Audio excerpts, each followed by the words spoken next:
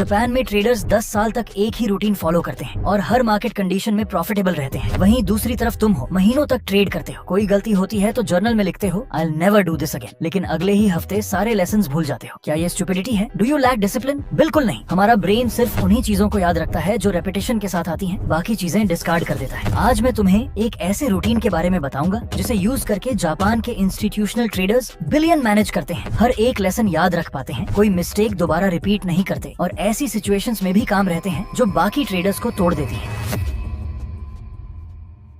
Chapter 1 building blocks. ज्यादातर traders सोचते हैं कि ट्रेडिंग चार्ट ओपन करते ही चालू हो जाती है, लेकिन जापान जैसे कल्चर्स में लोग पहले फाउंडेशन सेट करते हैं, फिर काम करते हैं एंड ये फाउंडेशन सुबह उठने के साथ ही शुरू हो जाती है। क्यों? क्योंकि तुम्हारा ब्रेन कोई मशीन नहीं है जिसे तुम मार्केट ओपन पर ऑन ऑफ कर सकते हो। एक स्कैटर्ड और रिएक्टिव माइंड के साथ ट्रेड्स एग्जीक्यूट करोगे तो कुछ ग्रो नहीं होगा, लेकिन जब तुम ट्रेडिंग से पहले क्लैरिटी के साथ प्रिपरेशन करते हो, अपने माइंड को मार्केट के फ्लो के साथ अलाइन करते हो, तब चीजें क्लिक करने लगती हैं। But how do the Japanese do it? Simple है। चार्ट्स छूने से पहले काफी ट्रेडर्स बाहर निकलते हैं, एक छोटी सी वॉक या थोड़ी स्ट्रेचिंग। सुबह की नेचुरल लाइट ब्रेन को एक क्लियर सिग्नल देती है, फोकस का टाइम आ गया है। साइंटिफिकली देखो तो मॉर्निंग सनलाइट कॉर्टिसोल को रेगुलेट करती है और बॉडी क्लॉक को रीसेट करती है। रिजल्ट? ज्यादा काम और शार्पर डिसीजंस। सिर्फ 10 मिनट का मूवमेंट ब्रेन तक ब्लड फ्लो बढ़ाता है। स्टडीज के मुताबिक मेमोरी, रिकॉल और डिसीजन क्वालिटी नोटिसेबली इंप्रूव होती है। सोचो, सिर्फ 10 मिनट का वॉक डिसाइड कर सकता है कि तुम कल का लेसन याद रखोगे या पुरानी मिस्टेक रिपीट करोगे। अब राहुल को देखो। राहुल एक एवरेज ट्रेडर है। मार्केट ओपन से 15 मिनट पहले उठता है, कॉफी उठाता है, 6 चार्ट्स खोलता है और सेटअप्स स्कैन करना स्टार्ट करता है। ना प्रिपरेशन, ना रिव्यू, सिर्फ रिएक्शन। फर्स्ट ट्रेड तक पहुंचते पहुंचते ही उसका माइंड ऑलरेडी स्कैटर्ड होता है, चार्ट से चार्ट, हेडलाइन से हेडलाइन। कल का लॉस क्यों हुआ ये सवाल आता ही नहीं, क्योंकि अपने ट्रेड्स को ऑब्जेक्टिवली देखना उसने कभी सीखा ही नहीं। वहीं दूसरी तरफ सातोरू है। सातोरू एक जापानीज ट्रेडर है। वो मार्केट ओपन से 90 मिनट्स पहले उठता है, लेकिन चार्ट्स को इमीडिएटली टच नहीं करता। ये है उसका routine. 5:30 AM wake up, no phone, no news, no charts, सिर्फ साइलेंस। 5:35 AM घर से बाहर 10 minute walk, morning light, blood flow, brain activation. 5:45 घर वापस और फिर वो बस बैठता है। मेडिटेशन नहीं, बस सांस लेना, कल की मेंटल नॉइज को क्लियर करना। शायद ये सब तुम्हें टाइम वेस्ट लगे, लेकिन जापान के ट्रेडर्स एक सिंपल बात समझते हैं, एक्शन से पहले की स्टिलनेस क्लैरिटी लाती है और यही क्लैरिटी मेमोरी बनाती है। मेमोरी से डिसिप्लिन डेवलप होता है। यही लूजिंग ट्रेडर्स और सतोरू के बीच रियल डिफरेंस दिखता है। इस पॉइंट पे सतोरू नए सेटअप्स ढूंढने नहीं बैठता। वो अपनी ट्रेडिंग जर्नल ओपन करता है, पढ़ने के लिए नहीं, याद करने के लिए। वो आंखें बंद करके पिछले सेशन को मेंटली रिप्ले करता है। उसने क्या देखा, क्या फील किया, क्या काम आया, क्या फेल हुआ। This is active recall, neuroscience का सबसे पावरफुल टूल। पास्ट लेसन्स को कॉन्शियसली रिट्रीव करके वो अपने ब्रेन के न्यूरल पाथवेज स्ट्रॉन्ग कर रहा होता है, मेमोरी के लिए जिम जाने जैसा। राहुल नए सेटअप स्कैन करता है, सतोरू पुराने लेसन्स रिकॉल करता है। एक महीने में राहुल ने 97 ट्रेड्स लिए, लेकिन उसे कॉन्टेक्स्ट याद नहीं। सतोरू ने सिर्फ 14 ट्रेड्स लिए और हर ट्रेड की डिटेल क्लियर है। एक एक्सपीरियंस कलेक्ट कर रहा है, दूसरा विजडम बिल्ड कर रहा है। रिव्यू के बाद सतोरू सिर्फ एक लाइन लिखता है, पैराग्राफ नहीं। कल मैंने सीखा ट्रिगर दबाने से पहले 30 सेकंड रुकना ज्यादातर खराब ट्रेड्स एलिमिनेट कर देता है। बस एक लेसन, एक एंकर। आज का intention, pause 30 seconds before taking a trade. ध्यान दो, इसमें कोई कॉम्प्लेक्सिटी नहीं है, 10 गोल्स नहीं है जिन्हें याद रखने का प्रेशर हो। सिर्फ एक चीज है, ऐसी चीज जिसे तुम्हारा ब्रेन प्रेशर में भी याद रख पाएगा। 6:15 AM पर सातोरू रेडी है। वो चार्ट ओपन करता है, लेकिन उसका माइंड राहुल से बिल्कुल अलग है, क्लियर, फोकस्ड, कल के लेसन्स अब्सॉर्ब कर चुका और आज के इंटेंशन के साथ अलाइंड। राहुल स्कैटर्ड है, रिएक्टिव है, सातोरू काम और इंटेंशनल है। मार्केट में जो भी हो, आउटकम प्रैक्टिकली डिसाइड हो चुका है। जापानीज ट्रेडर्स एक प्रिंसिपल समझते हैं जिसे ज्यादातर ट्रेडर्स इग्नोर कर देते हैं। सुबह का पर्पस इन्फॉर्मेशन कलेक्ट करना नहीं, बल्कि उस कंटेनर को प्रिपेयर करना है जो इन्फॉर्मेशन को होल्ड करेगा। तुम्हारा दिमाग पानी के ग्लास जैसा है, ग्लास में क्रैक होगा तो पानी ठहरेगा ही नहीं। मॉर्निंग रूटीन स्किप करने पर यही होता है, तुम सेटअप्स ऐसे दिमाग में डाल रहे हो जो रेडी ही नहीं है। ये जापानीज रूटीन उस ग्लास को रिपेयर करता है। सुबह की रोशनी, थोड़ा मूवमेंट, स्टिलनेस, रिकॉल और फिर इंटेंशन। इस रूटीन का गोल ज्यादा करना नहीं है, बेटर प्रिपेयर करना है। रिजल्ट? ऐसी नॉलेज जो तुम्हारे सिस्टम का पार्ट बन जाती है, ऐसे लेसन्स जो टाइम के साथ कंपाउंड होते हैं और ऐसा डिसिप्लिन जो प्रेशर में भी तुम्हारा साथ नहीं छोड़ता। Chapter 2 pause to reset. Coffee और एड्रेनालाइन के साथ चार्ट्स को घंटों तक घूरते रहना एक एवरेज बिगिनर ट्रेडर का नॉर्मल सीन है, लेकिन जापान में ट्रेडर्स एक अलग रिदम फॉलो करते हैं। वो अपनी बायोलॉजी से लड़ते नहीं, उसके साथ ट्रेड करते हैं। इसका कोर आइडिया है स्ट्रेटेजिक फोकस ब्लॉक्स। 6 घंटे कंटिन्यूअसली बैठने के बजाय जापानीज ट्रेडर्स कॉन्सेंट्रेटेड इंटरवल्स में काम करते हैं। सतोरू लगभग 90 मिनट ट्रेड करता है, फिर 15 मिनट ब्रेक लेता है। ये ब्रेक्स आराम के लिए नहीं, ब्रेन रीसेट के लिए होते हैं। क्यों? क्योंकि ब्रेन के अपने नेचुरल साइकिल्स होते हैं, पीक अटेंशन के बाद डिप। ज्यादातर ट्रेडर्स डिप के टाइम और ज्यादा पुश करते हैं, ज्यादा कैफीन, ज्यादा चार्ट्स, ज्यादा फोर्सिंग। जापानीज ट्रेडर्स यहीं रुक जाते हैं। बाहर निकलना, छोटी सी वॉक, थोड़ी स्ट्रेचिंग या बस बालकनी में खड़े रहना अनप्रोडक्टिव लगता है ना? लेकिन यही साइंस का रोल आता है। तुम्हें लगता है तुम रेस्ट कर रहे हो, पर ब्रेन एक्चुअली लेसन को ऑर्गेनाइज और लॉक इन कर रहा होता है। अब सोफिया को देखो। सोफिया एक डे ट्रेडर है। सुबह 9 से शाम 4 तक बिना ब्रेक डेस्क पर बैठी रहती है। उसका मानना है ब्रेक्स लेजी ट्रेडर्स के लिए होते हैं। 2 बजे तक एग्जॉस्शन आ जाती है, फोकस गिरता है और स्लॉपी डिसीजन शुरू हो जाते हैं। लॉस के बाद रिवेंज ट्रेडिंग, रूल्स के खिलाफ सेटअप्स चेस करना। दिन के एंड तक वो 14 ट्रेड्स ले चुकी होती है और आधे ट्रेड्स का रीजन उसे याद तक नहीं होता। अब काइटो को देखो, सेम मार्केट, लेकिन हर 90 मिनट्स के बाद वो डेस्क छोड़ता है, 10 मिनट वॉक पर चला जाता है। ना फोन, ना चार्ट्स, ना एनालिसिस। जब वो वापस आता है, माइंड रीसेट होता है, फ्रेश, शार्प, फोकस्ड।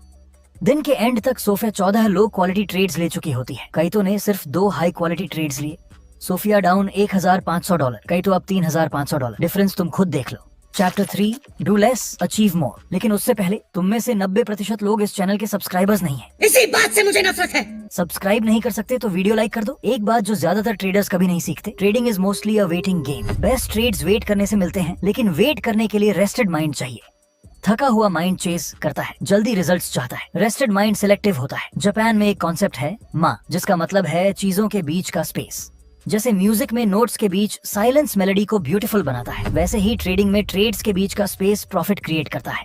सोफिया हर गैप को एक्शन से भर देती है। फियर ऑफ मिसिंग आउट, सब कुछ देखती है, कुछ समझ नहीं पाती। काइटो माँ को एम्ब्रेस करता है, long stretches of doing nothing, फिर एक clean trade. Average traders gap से डरते हैं, जापानीज ट्रेडर्स इसी गैप से डिसिप्लिन बिल्ड करते हैं। जापानीज इस आफ्टरनून का एक और एलिमेंट विनर्स को लूजर्स से अलग करता है, स्पेस्ड रिपीटेशन। कोई भी लेसन एक बार सीखने से लॉक नहीं होता। जापानीज ट्रेडर्स की लेसन्स को फिक्स्ड इंटरवल्स पर रिविजिट करते हैं। सतोरू के पास एक लेसन है जो उसने 3 साल पहले सीखा। सेशन ओपन के पहले 15 मिनट्स ट्रेड नहीं करना। उसने इस लेसन को अपने जर्नल में 100+ बार रिकॉल किया है। अब वो उसके दिमाग में परमानेंटली इम्प्रिंट हो चुका है। उसे याद दिलाने की जरूरत नहीं पड़ती। उन पहले 15 मिनट में उसका हाथ माउस क्लिक ही नहीं करता। That's what spaced repetition does. Rahul ने वही लेसन पिछले महीने सीखा, कभी रिव्यू नहीं किया, अगले हफ्ते भूल गया। सेशन ओपन होते ही ट्रेड लिया, विपसॉ, $1,700 का लॉस। अगले महीने फिर से वही लेसन सीखेगा एंड फिर भूल जाएगा, क्योंकि रूटीन नहीं है तो रिटेंशन भी नहीं है। Chapter 4, fuel don't fail. अब एक सटल लेकिन क्रिटिकल बात समझो। जापानीज ट्रेडर्स कंफर्ट के लिए नहीं, क्लैरिटी के लिए खाते हैं। लंच लाइट होता है, राइस, वेजिटेबल्स, फिश, ऐसा खाना जो स्टेडी एनर्जी देता है बिना ब्लड शुगर क्रैश के। ये इसलिए मैटर करता है क्योंकि फोकस सिर्फ विल पावर का गेम नहीं है, ये बायोलॉजी है। हेवी मील से माइंड फॉगी हो जाता है, लाइट मील से माइंड क्लियर रहता है। सोफिया के पास टाइम नहीं होता तो वो डेस्क पर ही फास्ट फूड उठा लेती है, बर्गर, फ्राइज, सोडा। 1 बजे तक फूड कोमा आ जाता है, डिसीजन मेकिंग इम्पेयर्ड हो जाती है और उसे पता भी नहीं चलता। काइटो डेस्क से दूर जाकर एक सिंपल मील लेता है, स्टेडी एनर्जी के साथ वापस आता है। मार्केट क्लोज तक उसका माइंड शार्प रहता है। ट्रेडिंग एक मेंटल गेम है, लेकिन मेंटल परफॉर्मेंस का बेस फिजिकल फाउंडेशन होता है। ज्यादातर ट्रेडर्स बॉडी को इग्नोर कर देते हैं, फिर सोचते हैं माइंड क्यों फेल हो रहा है। इसलिए जापानीज आफ्टरनून ग्राइंडिंग के बारे में नहीं है, स्मार्टली मूव करने के बारे में है। Chapter 5, reflection beats prediction. ज्यादातर ट्रेडर्स सोचते हैं कि मार्केट क्लोज होते ही दिन खत्म हो गया, लेकिन जापान में इवनिंग उतनी ही सेक्रेड होती है जितनी ट्रेडिंग। क्यों? क्योंकि यही वो मोमेंट होता है जब ब्रेन डिसाइड करता है कि क्या रखना है और क्या डिलीट करना है। लैपटॉप बंद करके उठ जाने के बजाय Japanese traders 15 to 20 minutes review करते हैं। ना ट्रेडिंग, ना न्यू सेटअप्स, सिर्फ आज का रिव्यू। इसका एक ही पर्पस होता है, सोने से पहले लेसन्स को लॉक इन करना। सतोरू ये कैसे करता है समझो। 4:05 PM मार्केट क्लोज होता है, लेकिन वो डेस्क नहीं छोड़ता। 4:10 PM जर्नल खोलता है और खुद से 3 सवाल पूछता है। पहला, आज मैंने क्या अच्छा किया जो हमेशा याद रखना चाहिए, जेनेरिक नहीं, स्पेसिफिक। ट्रेड नंबर 2 में एंट्री से पहले 45 सेकंड्स पॉज किया। उस पॉज की वजह से वॉल्यूम डाइवर्जेंस दिखा जो जल्दी में मिस हो जाता। रिजल्ट $5,600। लेसन सिंपल, पॉज पे करता है। दूसरा, आज मैंने कौन सी गलती की जो रिपीट नहीं करनी, फिर से स्पेसिफिक्स। ट्रेड नंबर 3 में स्टॉप लॉस मूव किया, ईगो की वजह से। ओरिजिनल $1,000 लॉस $1,350 बन गया। लेसन, स्टॉप्स को रिलीजियसली फॉलो करना है। तीसरा, अगर आज से सिर्फ एक ही चीज याद रख सकता हूँ तो क्या? ये सवाल प्रायोरिटाइजेशन फोर्स करता है। आज का बेस्ट ट्रेड 2 घंटे कुछ न करने के बाद आया। पेशेंस ने $5,600 बनाए, इम्पेशेंस ने $1,350 ले लिए। लेसन, ठहराव जरूरी है। ये पूरा प्रोसेस सिर्फ 15 मिनट्स लेता है, लेकिन ये 15 मिनट्स डिसाइड करते हैं कि आज विजडम बनेगा या दिन 0 हो जाएगा। साइंस के हिसाब से सोने से पहले किया गया रिव्यू ब्रेन को सिग्नल देता है, दिस मैटर्स। रात को हिपोकैम्पस इन लेसन्स को रीप्ले करता है और लॉन्ग टर्म स्टोरेज में शिफ्ट कर देता है, बिल्कुल सेव बटन दबाने जैसा।